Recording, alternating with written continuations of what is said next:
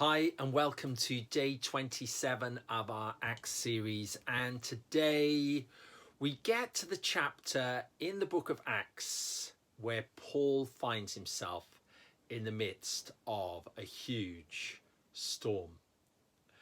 You know, the last 6 months have been very different, haven't they, for our world? And only last week we started our Sunday services. We'll have one later on today, our second Sunday service in the church building after 6 months. And things are very different. What we can do and what we can't do in our services has changed. Who we can meet with, when we can meet them, all of those things, those changes that have taken place in our lives as a result of COVID-19 and the desire of the government to protect people from this life-changing and in some cases sadly life-taking disease. And as we read this chapter, we see that Paul is in a storm, but despite the storm that is going on around him, he is still connecting with God.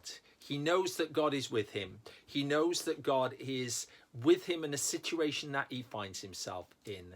And he gets this revelation from an angelic visitation that despite the storm, despite the fact that the ship is going to be lost, that their lives will be spared. And it just reminds me of the amazing confidence that Paul had in God. And you know, he encourages the people who are with him in the boat to take courage. Keep up your courage, he says in verse 25, and have faith in God.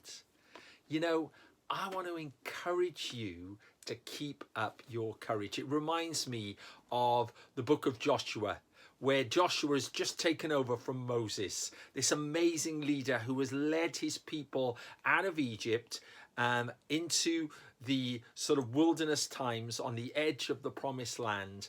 And Joshua is now commissioned to take over the task of leading this group of people into the promised land. And right at the beginning of the book of Joshua, constantly we hear these words being spoken by God to Joshua: take courage, I am with you.